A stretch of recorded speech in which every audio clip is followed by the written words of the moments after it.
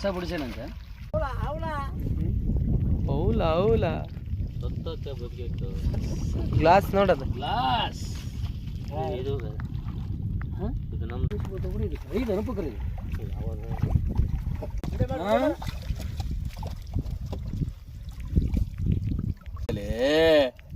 ಬಲಿ ರೆಡಿ ಆಗ್ಯಾವಲ್ಲಿ ಕೇಳ